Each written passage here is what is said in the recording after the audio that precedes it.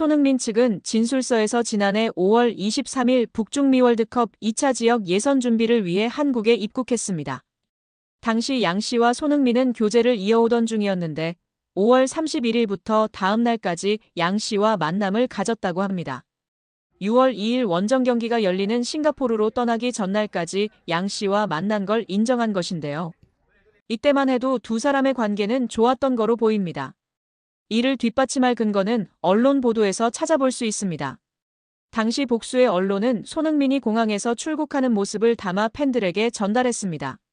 이때 손흥민 왼쪽 손가락에 반지를 낀 모습이 포착됐습니다.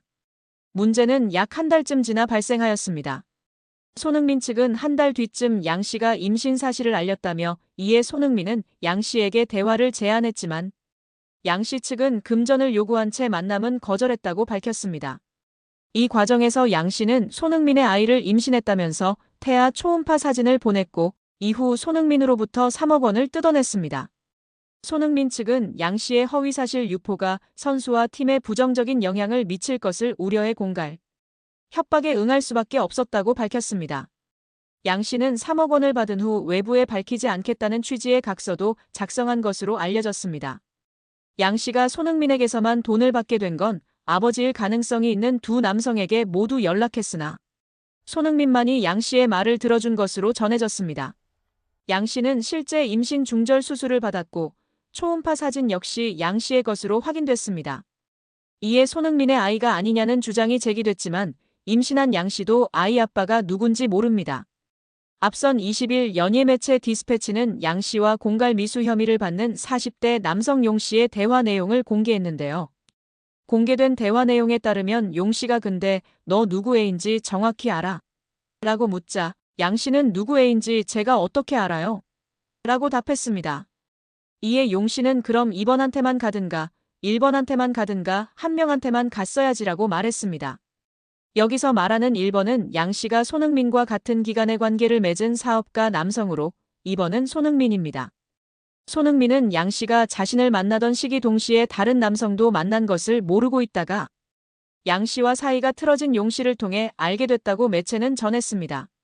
이런 일이 있은 후 용 씨는 양 씨와 지난 3월 손흥민 측에 언론에 임신 사실을 폭로하겠다며 또다시 7천만 원을 요구했다가 결국 공갈 미수 등의 혐의로 구속됐습니다. 한편 경찰은 진술서를 낸 손흥민을 상대로 대면 조사를 할 계획은 없는 걸로 전해졌습니다. 여자가 누구인지 정확한 신상 정보를 수사기관에서 공개하지 않을 전망이나 공갈 혐의로 구속을 앞두고 있어 많은 네티즌들이 그녀의 신상을 캐내려고 안달이 난 상황입니다. 현재까지 알려진 바로는 20대 모델계 종사자인 양모 씨로 알려졌으며 정확한 나이, 이름, 얼굴 사진, 인스타 정보는 확실치 않은 상황이라고 합니다.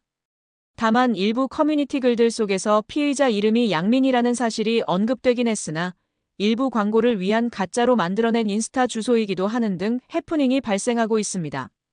무엇보다 팬들이나 국민들이 분노하고 있는 것은 손흥민을 이용하여 현재 남자친구인 B씨와 함께 범행을 공모했다는 점입니다. 전 연인이었던 사람이 현재의 남자친구와 전 연인을, 그것도 유명 스포츠 국민 스타인 손흥민을 이용하고자 했다는 것입니다. 이 사건은 크게 두 부분으로 나뉩니다. 먼저 C'가 임신을 빌미로 3억 원을 받은 1차 협박, 그리고 B씨가 비밀 유지각서를 빌미로 다시 협박을 시도한 2차 사건입니다. 법적으로 보면 C'의 행위는 공갈죄에 해당할 수 있습니다. 공갈죄란 폭행이나 협박으로 사람을 겁먹게 하여 재산상 이익을 취득하는 경우를 말하는데요. 임신 여부나 사진의 진위 여부와 무관하게 상대가 심리적 압박을 받아 금전을 지급했다면 형사처벌이 가능합니다. 또한 C'와 B씨가 협의했는지 여부도 중요한 쟁점입니다. 만약 둘이 협박을 공모한 사실이 드러난다면 공갈 공동정범이 되어 훨씬 무거운 처벌을 받을 수 있습니다. 현재 수사기관은 두 사람의 휴대전화를 압수해 통신 내용 등을 조사 중이며 특히 디스패치를 통해 공개된 카카오톡 대화에서는 B씨가 수십억 받아서 아파트 사주겠다고 말한 정황도 있어 공모 가능성을 배제할 수 없습니다. 그리고 또 하나의 문제. B씨는 실제로 언론사에 제보를 하겠다며 자료 제공의 대가로 2천만 원을 요구했다고 하는데요. 이 부분 역시 공갈 미수에 해당할 수 있습니다. 실제로 돈을 받지 못했더라도 협박이 있었다면 형사처벌 대상이 되는 것이죠. 현재 어 씨와 B 씨 모두 구속된 상태입니다. 구속은 도주 우려 또는 증거인멸 가능성이 있을 때 내려지는 결정이므로 혐의가 곧 확정된 것은 아닙니다. 그러나 재판으로 이어질 경우 전과가 있는 B 씨의 경우 더 무거운 처벌을 받을 가능성이 있습니다. 어 씨 역시 친자가 아님을 알고도 협박을 했다면 죄질이 더욱 나빠져 중형이 예상됩니다. 예전 사건을 보면 배우 이병헌 씨를 협박해 50억 원을 요구했던 여성이 있었습니다. 이때 공갈미수 혐의로 구속이 됐었는데 항소심까지 가서 징역 1년에 집행유예 2년을 받았었습니다. 다만 B 씨가 전과가 있어서 공모가 인정된다면 더 무거운 처벌을 받을 수도 있는 상황입니다. 또 어 씨의 경우에도 친자가 아닌 걸 알고도 협박했다거나 조작된 사진을 사용했다거나 이런 게 밝혀지면 또 죄질이 좋지 않다고 볼 수도 있어 B 씨보다 더 중한 처벌을 받을 수도 있습니다. 홈에서 쿠웨이트를 상대로 기분 좋은 대승을 거뒀습니다. 이후 인터뷰에 나선 이강인은 소신과 앗을 중간에 걸친 발언으로 팬들의 설왕설래를 불렀습니다. 경기 후 홍명보 감독과 함께 인터뷰를 나선 선수는 승리의 주역 중 한 명인 이강인이었습니다. 이강인은 이 자리에서 논쟁의 여지가 있는 인터뷰를 남겨 눈길을 끌었는데요. 경기장 분위기 때문이었습니다. 홍명보 감독은 한국 축구대표팀 지휘봉을 잡은 후 그라운드에 나설 때마다 팬들의 야유와 마주쳐야 했습니다. 불공정 선임 논란 때문이었습니다. 기존의 프로팀 울산을 이끌던 홍명보 감독은 대표팀 지휘를 맡고 싶지 않다는 의사를 밝혔지만 이임생 이사와의 비공식적 면담 이후 마음을 돌려 대표팀 감독에 올랐습니다. 이 과정에서 대한축구협회의 엉성한 행정력이 그대로 노출됐습니다. 특히 박주호 전 축구협회 전력강화위원은 자신의 유튜브를 통해 감독 선임 과정에 대한 충격적 진실을 모두 폭로하며 크게 주목받았습니다. 이후 축구협회 관계자들은 국회 감사에 불려가는 등 한바탕 흔들리고 체제 개혁 이야기가 끊임없이 불거졌습니다. 그러나 정몽규 축구협회장은 사연임에 성공했습니다. 홍명보 감독은 이후 행보마다 질타의 중심에 올랐습니다. 이강인은 이를 두고 기자회견 막바지에 어쩔 수 없이 저희도 협회 소속이고 감독님은 저희의 보스시다라며 너무 비판을 하시면 선수들에게도 타격이 있다. 긍정적인 부분을 많이 봐주셨으면 좋겠다는 얘기를 꼭 드리고 싶다. 그래야 월드컵에 가서 잘할 수 있다며 강조했습니다. 또 믹스트존에서도 나뿐만 아니라 모든 선수들이 그렇다. 특히 기자분들과 유튜브 쪽에서 협회에 대해 얘기하신다. 결국 팬들은 기사를 보고 얘기를 들으신다. 선수들은 좋은 분위기에 많은 팬들이 응원해주시고 관심 가져주시길 원한다. 당연히 협회도 더 잘해야 한다고 생각한다. 선수들도 알고 있으며 협회에 그렇게 말하고 있다. 비판은 할 수 있지만 과도한 비판은 좋지 않다고 말했습니다. 이 발언이 전해지는 즉시 축구팬들 사이에서는 논쟁이 오갔는데요.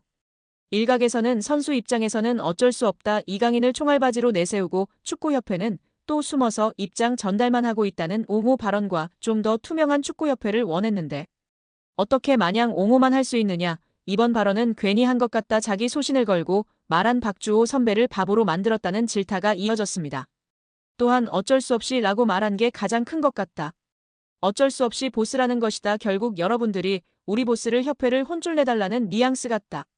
그렇지 않다면 우리는 어쩔 수 없이 따라야 하는 수동적인 존재라는 것을 이야기하는 것 같다는 의견도 있었습니다. 이와 별개로 현장 분위기가 지나치게 감독을 보이콧하는 분위기로 흘러 선수단에도 영향이 갈 수 있다는 의견이 뒤따랐습니다. 별개로 축구협회의 감독 선임 이후 해명 및 수습 과정을 살펴보면 리스크가 큰 발언임에는 틀림없는데요. 홍명보 감독을 선임할 당시 축구협회는 전강위 1차 회의에서부터 국내 감독들의 플레이, 스타일, 축구 철학 등을 너무도 잘 알기 때문에 국내 감독들의 자료는 크게 확인하지 않았다라며 한 외인 감독은 장문의 분석 자료를 제시하며 홍 감독의 면담이 특혜라고 주장했는데 물론 자료를 잘 준비하면 그 감독과 에이전트가 의욕, 성의가 있다고 볼 수 있지만 그게 대표팀 감독으로의 능력과 경쟁력이 있다는 근거는 아닐 것이라고 답변한 바 있습니다. 설상가상으로 축구협회는 한 나라의 대표팀을 이끄는 감독 후보군 모두에게 똑같은 질문을 요구하는 면담을 적용하는 것이 최선은 아니다라는 해명을 내놓기도 했습니다. 한 나라의 대표팀을 이끄는 감독을 뽑는 과정은 그 어떤 절차보다도 공평하고 모두에게 똑같고 일관적이어야 합니다. 또 박주호 전 위원의 폭로의 명예훼손이 아닌 비밀유지 서약을 이유로 대며 법적 조처를 언급하던 축구협회입니다. 끝내는 이마저도 불발됐습니다. 문체부의 감사 이야기가 돌자 서둘러 해명문을 들고 왔지만 대중을 이해시키는데도 실패했습니다. 그럼에도 정몽규 협회장 체제는 이어지고 있으며 뚜렷하게 바뀐 부분은 현재로서는 없습니다. 해오던 사람이 계속해서 자리를 지키며 현상을 유지하고 있습니다. 협회 소속 선수 입장으로는 말 맞다나 어쩔 수 없는 부분이나 외부 언론, 여론까지 이를 이해하고 넘어가기는 어려운 상황이라는 점을 좌시하지 말아야 할 것 같은데요. 우리 구독자 여러분들의 생각은 어떠신가요?